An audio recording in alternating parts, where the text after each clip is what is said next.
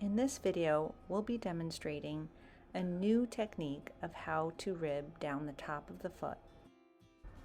This new technique will be helpful to those of you who like to be able to see clearly while you're making the heel. It also takes the guesswork out of where to place the heel weights when the ribber is engaged. This demonstration is knit on a 72 needle cylinder with a 36 needle ribber cone. The sock was already started with the cuff E-wrapped and then 10 rows of a 1x1 ribbing pattern and then reduced to a 5 knit 1 rib ribbing pattern.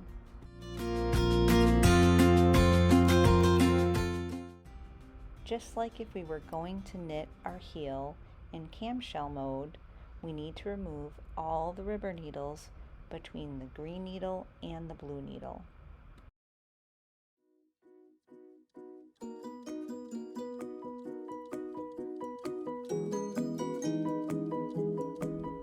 Here's the last ribber needle to be removed, the blue needle.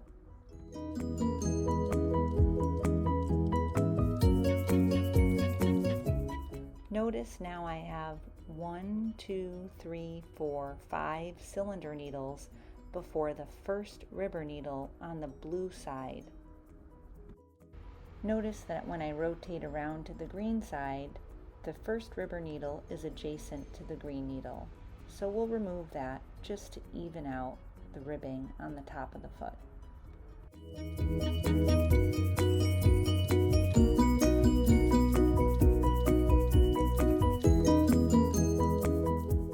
Once you've completed knitting the pre-heel, stop cranking with the blue needle at approximately 6 o'clock. Just like when we're knitting a heel in camshell mode, we're always knitting between the green needle and the blue needle. So at this point, we've already begun knitting the first row of our heel. As you continue to advance the cylinder, transfer the ribbing needles from the cone to the cylinder.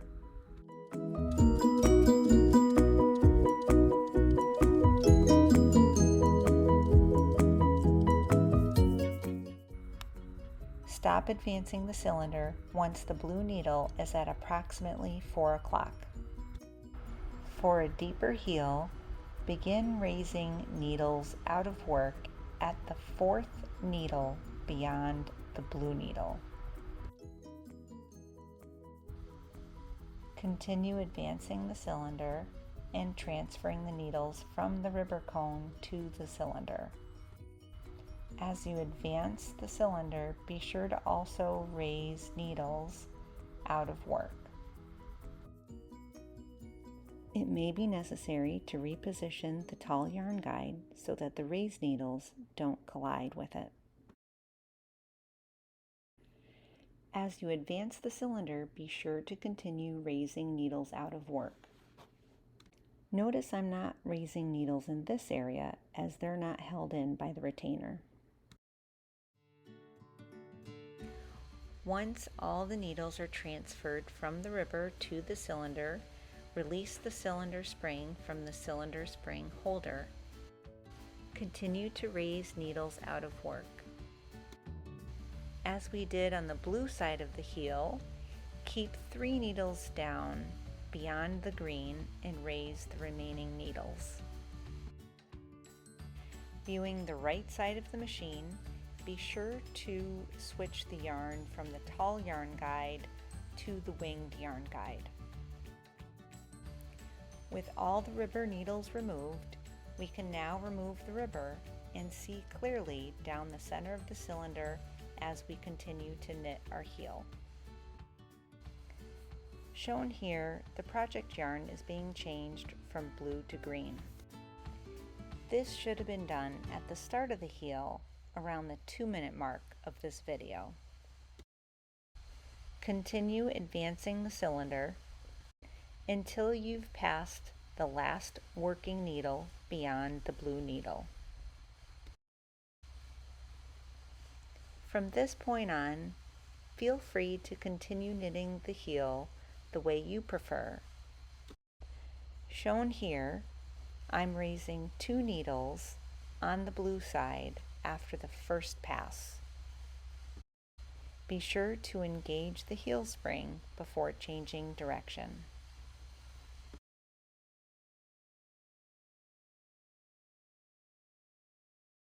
To continue with the deep heel, I raise 2 needles on the green side. As shown here, reduction is continued by reducing by 1 needle on either side before changing direction of the cylinder.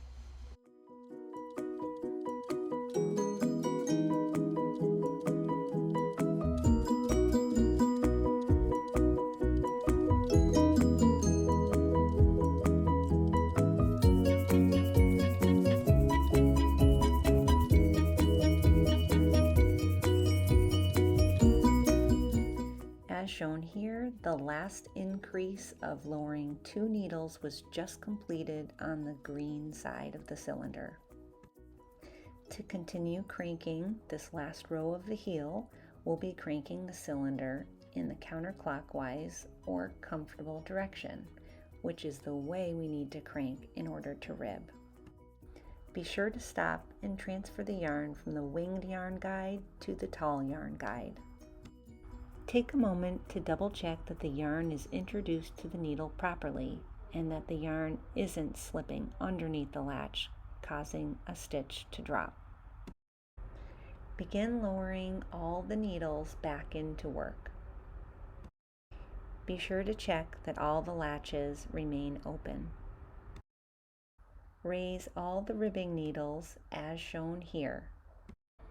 These are the ribbing needles that were transferred from the ribber to the cylinder at about the 2-minute mark of this video. This was done right before starting the heel. Raising these needles will ensure that we'll have seamless ribbing down the top of the foot. With the ribber needles raised out of work, engage the ribber cone, aligning the blue ribber needle with the blue cylinder needle.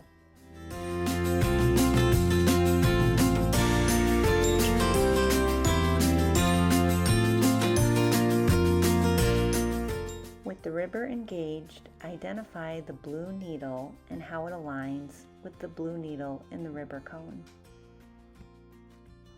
From this point, you have a cylinder needle, a ribber needle, a cylinder needle, a ribber needle, a cylinder needle, and ribber needle.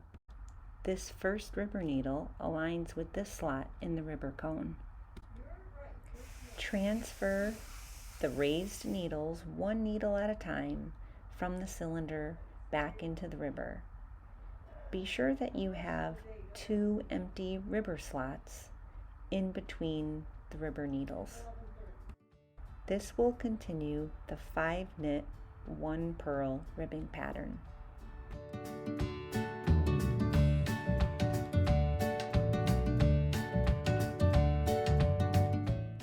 Once all the ribber needles are back in work, continue the foot of your sock.